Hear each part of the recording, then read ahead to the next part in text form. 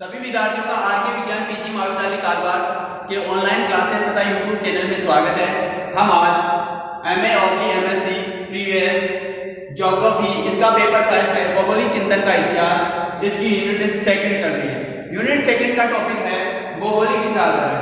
भौगोलिक विचारधारा में क्रमबद्ध रूप से आगे हम अगला क्वेश्चन लेते हैं, तो उसमें है भूगोल में वाइडर डी लाप्लास। भूगोल के अंदर है वाइडर डी लाप्लास के योगदान। देखो यहाँ पे कभी कभी प्रश्न के अंदर ये भी लिखा मिल जाता है, वाइडर डी या वाइडर डी लाप्लास के योगदान की व्याख्या कीजिए। अब इसमें ये प्रश्न अत्यंत महत्वपूर्ण है क्योंकि इसमें 3-4 बार प्रश्न पूछा गया है। 3-4 बार प्रश्न क्या पूछा गया है मैं आपको बता देता हूँ। जैसे ये परीक्षाओं में 2018 में पूछा गया था, इसके अलावा 2017, 15, 16 उसमें भी पूछा गया है। ये अत्यंत ही महत्वपूर्ण प्रश्न है। देखो क्या पूछा गया था इसके अंदर कि मुख्य रूप से एक बार पूछा गया था कि जो लाप्लास है इसके ऊपर टिप्पणी लिखिए, ठीक है। सेकंड पूछा गया था वाइडर डी लाप्लास मानव भूगोल के भूगोलविदा के रूप में इसकी व्याख्या कीजिए। तथा एक बार प्रश्न पूछा गया था पाल दी विदाल दी लाप्लास के संभववादी तथा प्रादेशिक भूगोल के चिंतन फलक थे, इनका वर्णन कीजिए। तो देखिए वाइडर डी लाप्लास हम बात करते हैं इनका परिचय के बारे में। नंबर 5 लेते हैं इनका परिचय।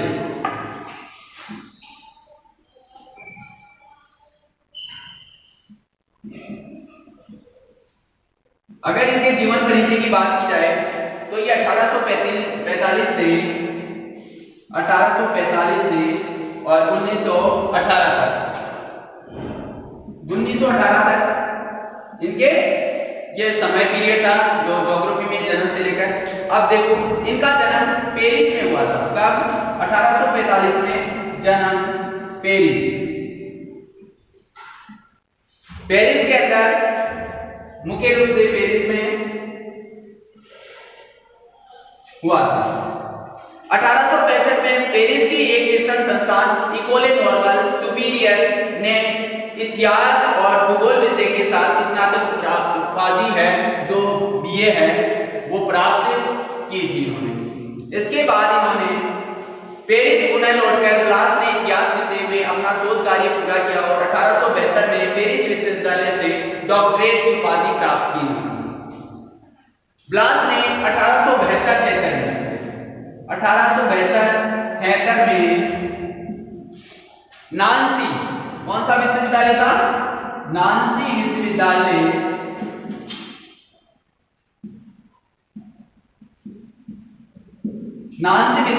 में इन्होंने तथा 1877 में पेरिस के इकोला नॉर्मल सुपीरियर नामक शिक्षण संस्थान में अध्यापन और शोध कार्य मुख्य रूप से किया था। 1891 में ब्लॉस ने एनॉल्स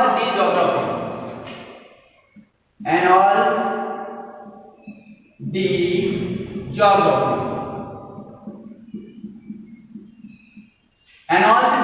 ज्योग्राफी नामक भूगोल पत्रिका की स्थापना। ये क्या थी? एक पत्रिका थी, इसकी स्थापना की और इनका संपादन करना आरंभ कर दिया। 1894 के अंदर 1894 में इन्होंने, ये था 91 था यहाँ पे, 1894 में इन्होंने Atlas journal wider D Laplace का प्रथम संस्करण प्रकाशित किया तथा 1898 में पेरिस के सारबोन विश्वविद्यालय में ब्लास की नियुक्ति भूगोल के प्रोफेसर एवं अध्यक्ष पद पर हुई, जहां ये मृत्यु पर्यंत 1918 तक कार्य यहाँ पे रहे थे मुख्य रूप से इसी शिक्षण संस्थान के अंदर। ब्लास आजीवन भूगोल के प्रति समर्पित रहे और 36 वर्षों तक उस शिक्षण और शोध कार्य से मुख्य रूप से जुड़े हुए तथा भूगोल के प्रति उन्होंने कार्य करते रहे मुख्य रूप से। अब देखो ये तो हो गया ब्लास का जीवन परिचय। अब सेकंड बात करते हैं इनकी रचनाओं की बात, ठीक है। तो आप इनको साथ साथ में अपने नोट्स बनाते रहिए, याद लिखते रहिए।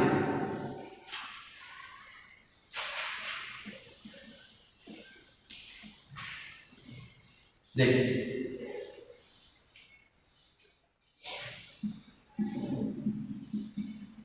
रचनाएं, ब्लास की जो प्रमुख रचनाएं हैं वो देखो। ब्लास के अधिकांश लेख इनके द्वारा संपादित जो संस्थापित एनॉस डी ज्योग्राफी नामक भौगोलिक पत्रिका में प्रकाशित हुए, जो आपको मैंने पहले अभी बताया। इनके जो रचनाएं हैं वो मुख्य रूप से है, देखो इनकी जो फर्स्ट रचना है वो कौन सी है, यूरोप के राज्य और राष्ट्र। यूरोप के राज्य और राष्ट्र।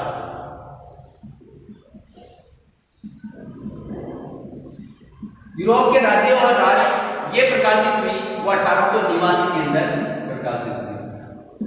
तथा जो सेकेंड इनकी जो कृति है ये हुई थी यूरोप की मानचित्रावली। यूरोप की मानचित्रावली।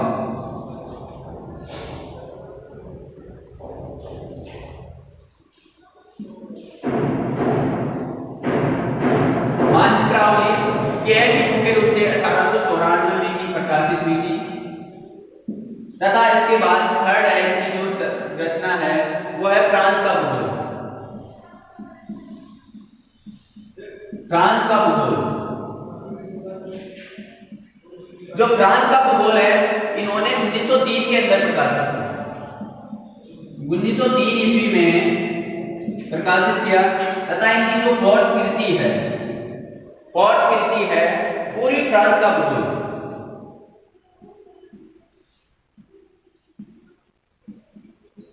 पूर्वी फ्रांस का भूगोल, यानी इन्होंने फ्रांस पर और यूरोप पे अधिकतर कार्य किया था। तो पूर्वी फ्रांस का भूगोल है ये जो कृति है 1917 के अंदर प्रकाशित हुई। ठीक है, ईस्वी के अंदर। अगला है फिफ्थ है मानव भूगोल के सिद्धांत।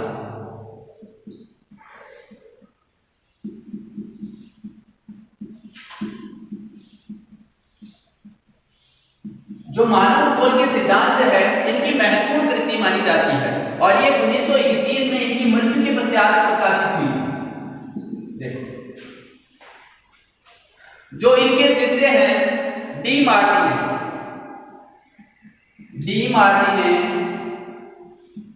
ने इसके सहयोग से ही डी मार्टिने का जो शिष्य था उनके सहयोग से इसको प्रकाशित हुई थी। और ये इसका अंग्रेजी में अनुवाद है।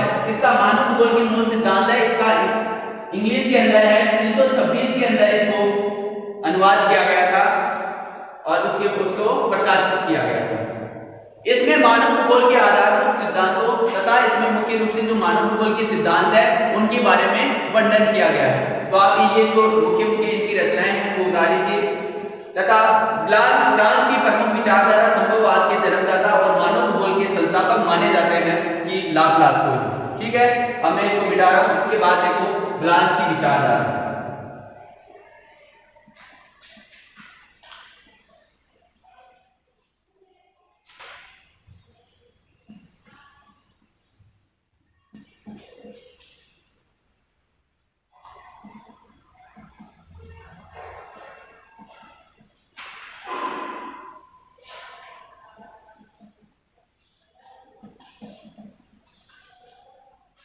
देखो ब्लास की विचारधारा क्या विचारधारा।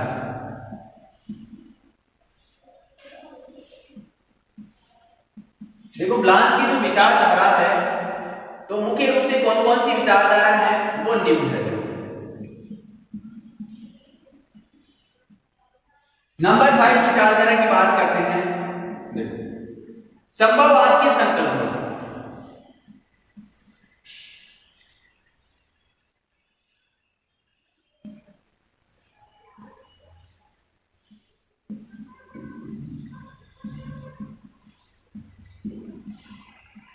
संभववाद की संकल्पना है वो देखो ब्लास वैज्ञानिक थे, भूगोलवेत्ता थे। इन्होंने संभववाद के प्रतिपादक एवं प्रबल समर्थक और नियतिवादी जर्मन विचारधारा के कटु आलोचक माने जाते हैं। इन्होंने मानव भूगोल की स्वतंत्रता तथा उसकी कार्यकुशलता पर बल दिया। इनका विचार था कि मानव पर्यावरण का एक शक्तिशाली कारक है जो अपनी क्रियाकलापों द्वारा प्राकृतिक भूदृश्य में परिवर्तन करता है। यानी मानव क्या करता है, अपना जो कार्यकलाप है, उनकी विधियां हैं, उनकी टेक्नोलॉजी, उसके अनुसार जो है सांस्कृतिक दृश्यों में परिवर्तन करता है तथा उसकी कार्य कुशलता पर मुख्य रूप से विचार का मानवीय जो प्रयत्नों तथा क्रियाकलापों को प्रधानता प्रदान करने वाली इसी विचारधारा को संभववाद के नाम से जाना जाता है, जिसके अंदर क्या है, मानव को मूल रूप कहा गया है तथा उनकी कार्य कुशलता के बारे में अधिकतर बताया गया है। ब्लास के मतानुसार मानव है जो स्वयं एक प्रकार से क्या है, स्वयं समस्या और हल दोनों है। यानी मानव ही खुद क्या है, एक समस्या है, कौन कहता है, ब्लास कहता है, और मानव ही उसका हल ढूंढता है। प्रकृति उसकी उपदेशिका मात्र है। प्रकृति मानव के सम्मुख अनेक साधन और संभावनाएं प्रस्तुत करती है। क्या करती है, प्रकृति मानव के सामने अनेक समस्याएं व संभावनाएं प्रस्तुत करती है। बिल्कुल सटीक है कि किसी भी रूप में प्रकृति है मानव के सामने अनेक समस्याएं व संभावनाएं प्रस्तुत करती है जो आपके सामने दृष्टिगोचर होता है। तो ब्लास ने देखो अपने शब्दों में क्या कहा है, ब्लास ने अपने शब्दों में कहा है इस बारे में कि मानव के लिए प्रकृति का स्थान एक शैलाकार से अधिक नहीं है। क्या बोला है कि मानव के लिए प्रकृति का स्थान एक शैलाकार से अधिक नहीं है, केवल सलाह दे सकते हैं। यानी जब भी कोई संकट आएगा तो प्रकृति बोलती थोड़ी देर के रुक जाओ, जो परिवर्तन होता है उसको स्वीकार करो और फिर आगे बढ़ो। ठीक है, अब है संभववाद के समर्थन में ब्रोंस, डिमाजिया, ब्लांसर, डी मार्टिने आदि प्रमुख फ्रांसीसी भूगोलवेत्ता मुख्य रूप से थे। सेकंड इन्होंने दिया है, देखो वो दिया है पार्थिव एकता का सिद्धांत की संकल्पना के बारे में इन्होंने क्या कहा, इनके विचार क्या है।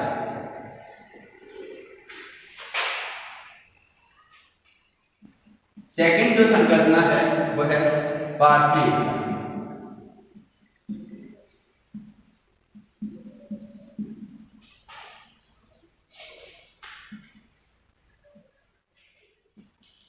सिद्धांत।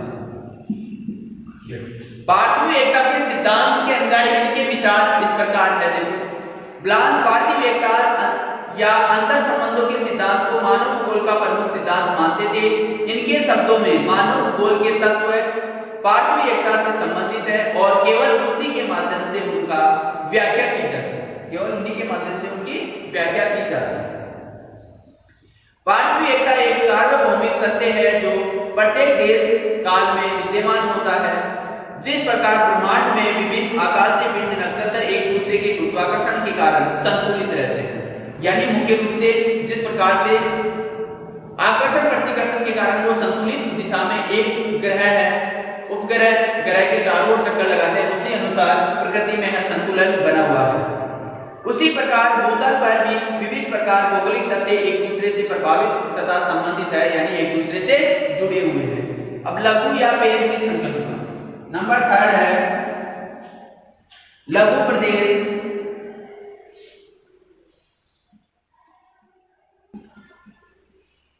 लघु प्रदेश या पेंच की संकल्पना। लघु प्रदेश की संकल्पना है ब्लास प्रादेशिक आधार पर भौगोलिक अध्ययन को अधिक सार्थक और महत्वपूर्ण मानते थे। उनकी प्रेरणा और मार्गदर्शन से फ्रांस में प्रादेशिक भूगोल पर अधिक संख्या में शोध प्रबंध और ग्रंथ लिखे गए। ब्लास ने पेज संकल्पना को प्रतिपादित किया था मुख्य रूप से, यानी PAYS बोला जाता है, PAYS। तो ये मुख्य रूप से इनकी संकल्पना थी कि वो एक लघु प्रदेश यानी एक छोटा प्रदेश होता है, उसके बारे में भी उन्होंने बताया कि किस प्रकार से एक छोटा प्रदेश है वो अपने आप से संगठित रूप से घिरे हुए रहता है। इसके बारे में दीर्घकालीन विकास प्रक्रिया में एक समुदाय या उसके स्थानीय पर्यावरण के साथ गहन संबंध विकसित हो जाते हैं। यानी मुख्य रूप से एक प्रदेश है उसका पर्यावरण के साथ किस प्रकार से अटैचमेंट होता है उसको मुख्य रूप से इसमें दर्शाया गया है। इसके साथ ही इनका अंतर संबंध इतना बढ़ जाता है कि एक की कल्पना दूसरे के बिना करना कठिन हो जाता है और अंतराल धीरे धीरे कुछ समय बाद में ये जो प्रदेश है ये एक दूसरे से इतने जुड़ जाते हैं, इतने संबंधित हो जाते हैं कि बाद में एक के बाद में दूसरे की कल्पना करना मुश्किल हो जाता है हर क्षेत्र में, यानी किसी भी पर्टिकुलर मानवीय तथ्यों या प्राकृतिक तथ्यों में अपनी पृथक पहचान बन जाती है। इसी प्रकार मानव बसाव वाले प्रत्येक क्षेत्र की अपनी पृथक पहचान बन जाती है और उसका विशिष्ट व्यक्तित्व प्रकट हो जाता है। अलग अलग स्थानीय सामाजिक सांस्कृतिक समूह वाले ऐसे निवास क्षेत्रों को ब्लास ने पेज की संज्ञा दी। ऐसे बिल्कुल जो मानवीय क्षेत्र बने गए अलग अलग, उन्हीं को ब्लास ने क्या कहा था, पेज की संज्ञा दी गई। ब्लास के अनुसार इस प्रकार की लघु क्षेत्रीय इकाइयों को सूक्ष्म विश्लेषण की भौगोलिक अध्ययन का प्रमुख कार्य माना जाता है। इनके विचार से भूगोल उन तत्वों के अध्ययन पर केंद्रित है जो एक ही क्षेत्र के साथ साथ उपस्थित और क्रियाशील है तथा पारस्परिक संबंधों के आधार पर प्रत्येक क्षेत्र को पृथक पहचान प्रदान करते हैं। इन्होंने फ्रांस के ग्रामीण अंचलों से अलग अलग सांस्कृतिक लक्षणों वाली और मुख्यतः आत्मनिर्भर अर्थव्यवस्था वाली छोटी छोटी क्षेत्रीय इकाइयों को पेज कहा, जो मुख्य रूप से अलग अलग क्षेत्रों में बटी हुई है और छोटी छोटी जो क्षेत्रीय इकाइयां हैं जो अपना उद्योग या अपने जो स्वीकृत है उन्हीं को ब्लास ने क्या कहा था, पेज कहा था, यानी लघु प्रदेश उन्हीं को कहा था, जो मुख्य रूप से क्या है, आत्मनिर्भर है और अपना कार्य मुख्य रूप से करते रहते हैं, उन्हीं को पेज कहा था। ब्लास के अनुसार भिन्न भिन्न क्षेत्रीय इकाइयों का अध्ययन भूगोल का केंद्र बिंदु है। इसी प्रकार इन्होंने ये भी बताया कि भूगोल के जो भिन्न भिन्न केंद्र है उनका वर्णन बाद में अलग अलग रूपों से होने लग गया। अब विशिष्ट जीवन पद्धति, फोर्थ इनकी जो संकल्पना है वो है विशिष्ट जीवन पद्धति। विशिष्ट जो जीवन पद्धति है जिसे जेनरे देवी का जेनरे देवी मुख्य रूप से ब्लास का निश्चित मत था कि एक ही प्रकार के पर्यावरण में निरंतर कई पीढ़ी तक रहता चला आ रहा है। मानव समुदाय अपने सामूहिक प्रयास से सामाजिक और आर्थिक जीवन की एक विशिष्ट और प्राय अद्वितीय जीवन पद्धति, संस्कार और मूल्यबोध विकसित कर लेता है जो उस समुदाय की मानसिकता का अभिन्न अंग बन जाता है। किसी क्षेत्र में दीर्घकाल में विकसित होने वाले विशिष्ट जीवन पद्धति और मूल्यबोध की इसी सम्मिलित मानसिकता को ब्लास ने क्या कहा, जेनरे देवी की संज्ञा दी गई थी। जेनरे देवी की इसी को संज्ञा दी थी मुख्य रूप से, यानी विशिष्ट जीवन पद्धति और मूल्यबोध दोनों को सम्मिलित रूप से।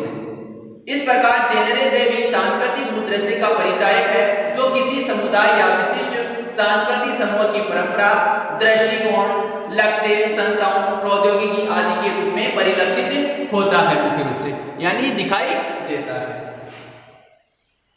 अगला है, पांचवा है मानव भूगोल के तथ्य।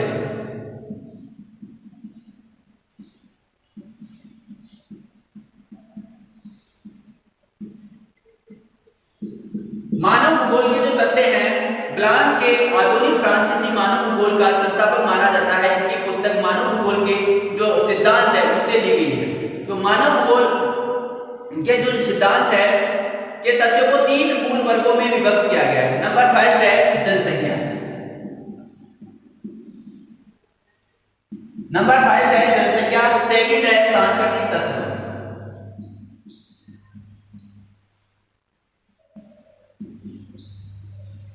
सेकंड है सांस्कृतिक तत्व। तो हम और थर्ड कौन सा है, यातायात के साथ।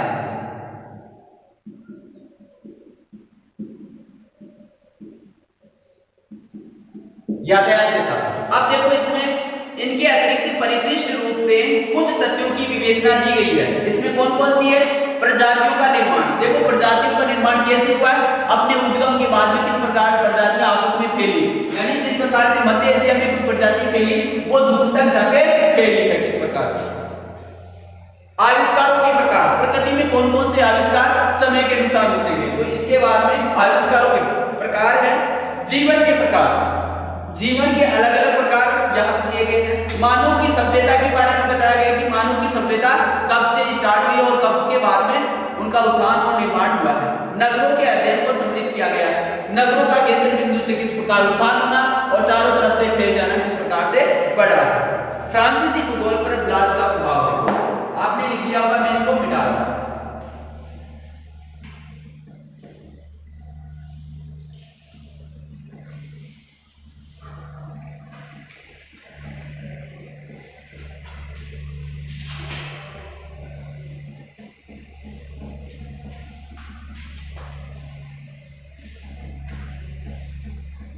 देखो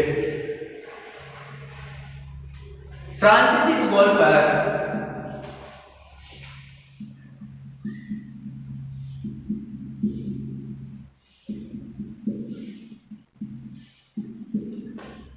ब्लास का प्रभाव।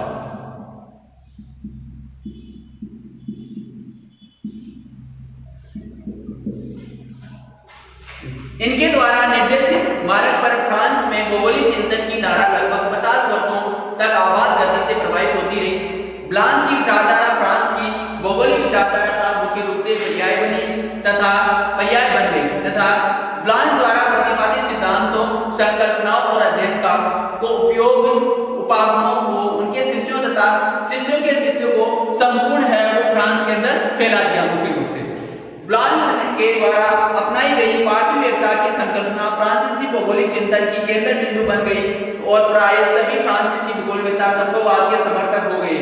वास्तव में किसी देश काल में कोई एक भूगोलवेत्ता इतना प्रभावशाली नहीं हुआ जितना कि फ्रांस के वाडाल डी लाप्लास हुए थे।